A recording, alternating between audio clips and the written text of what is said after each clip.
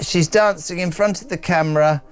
Oh God, it looks like a lap dancing club with pregnant women. He's also dancing in front of the camera.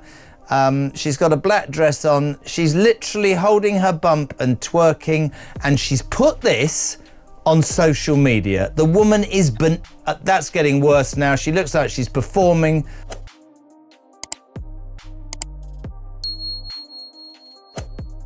Did Meghan Markle fake her entire pregnancy? That's the question setting the internet on fire. And now, even Piers Morgan and Jeremy Kyle are weighing in. Let's break down exactly what happened. It started with a clip, a strange, jarring video that hit social media like a tidal wave. Meghan Markle, dressed in black and swaying to music in what looked like a hospital room, was seen dancing with Prince Harry. She wasn't just gently moving, she was twerking, squatting, and laughing to lyrics about being a baby mama and demanding child support. And that's not a joke. The video was real, it was posted, and it didn't take long for it to be picked up by users all over the internet who couldn't believe what they were seeing, because this wasn't a casual home video or a behind-the-scenes moment shared among friends. It was polished, edited, and public. The setting, the lighting, the camera angles, it felt orchestrated. And because of this, it raised an explosive question that's haunted Meghan since her earliest days as a royal. Was she ever really pregnant? Now let's be clear, this theory is nothing new. For years, speculation has swirled around Meghan's pregnancies with both Archie and Lilibet. People online have long claimed that her baby bump looked unusual. Some accused her of using a prosthetic, others suggested surrogacy.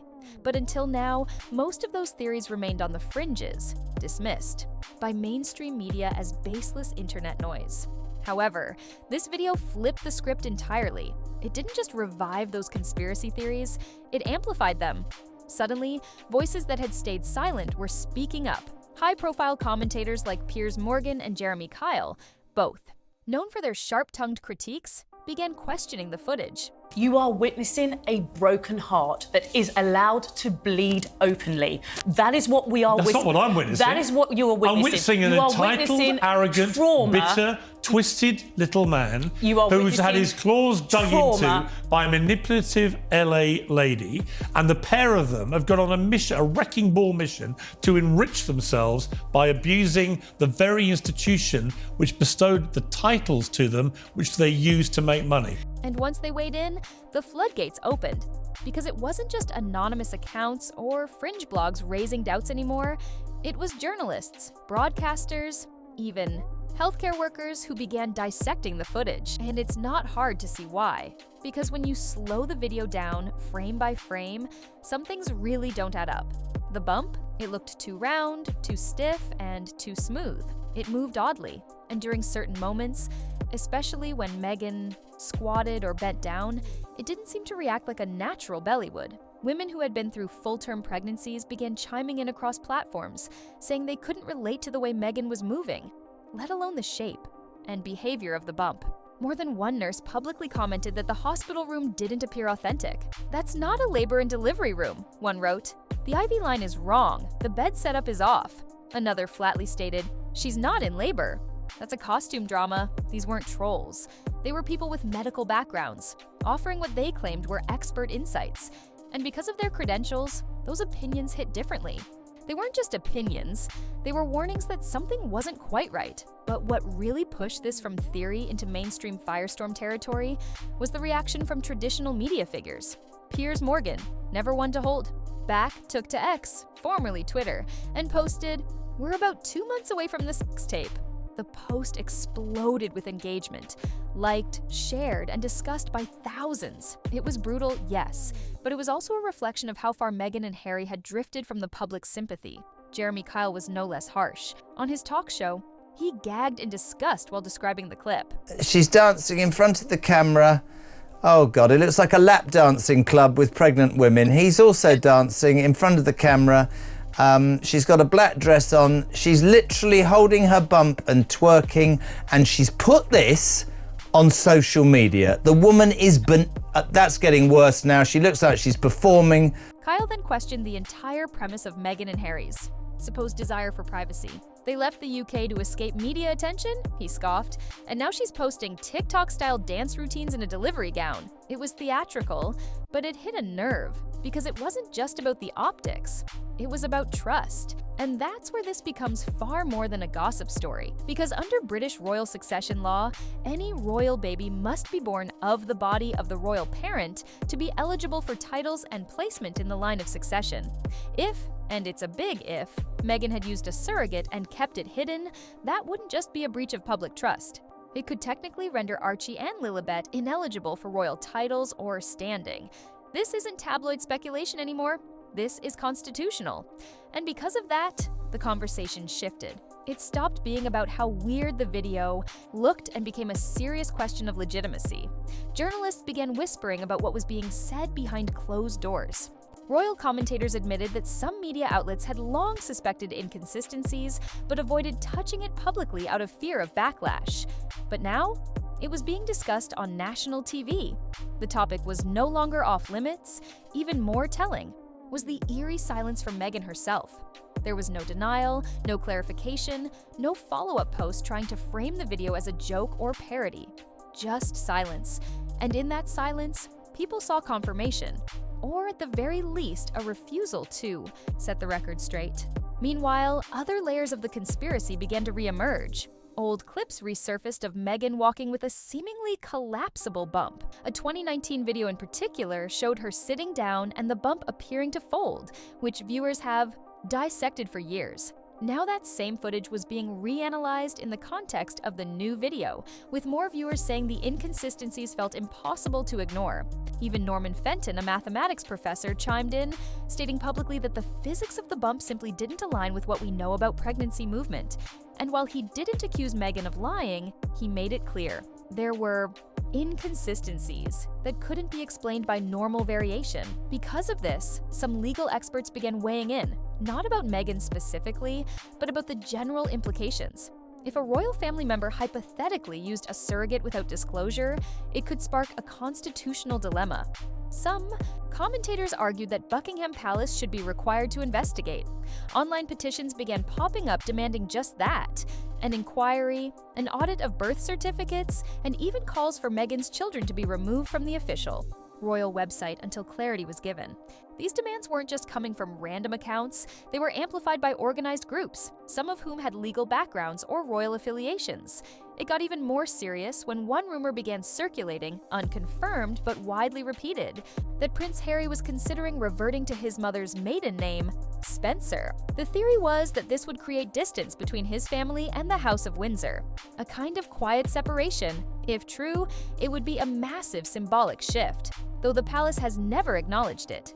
Even monarchists overseas started to sound the alarm. In Australia, Alexandra Marshall, an ambassador for the country's constitutional monarchy, called the video a nightmare. Her concern wasn't just personal embarrassment. She said publicly that the video would serve as ammunition for Republicans who wanted to abolish the monarchy altogether. "This is cringeworthy and undignified," she said.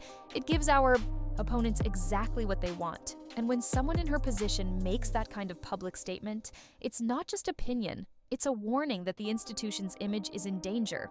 But it didn't stop there. Back in the UK, insiders reportedly confirmed that King Charles was deeply disappointed by the video, though no official comment has been released. According to royal watchers quoted in major gossip columns, Prince William's reaction was more emotional.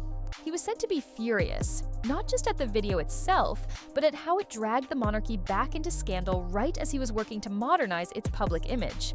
One royal aide, speaking anonymously to a columnist, reportedly said, "This undermines everything the late Queen tried to preserve." And while no member of the royal family made a public statement, that silence only added more fuel to the fire. It gave critics the freedom to speculate without rebuttal, which only helped the story grow.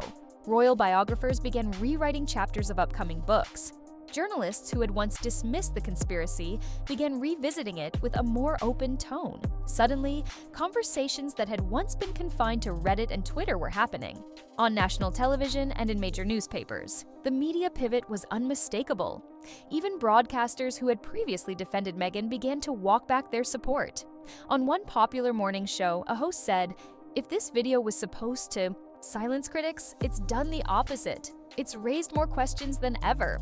Another stated bluntly, "The problem isn't the dancing, It's that it feels like she's playing a character. And when you're part of a centuries-old institution, the stakes of that character are real. That shift in tone marked a new phase in the conversation, one where doubt wasn't just tolerated, but actively discussed.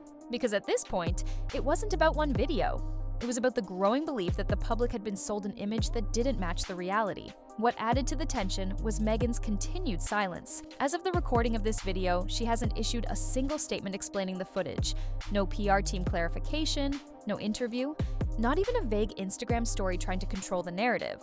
Just complete and total silence. And because of that, the vacuum of information has been filled with speculation.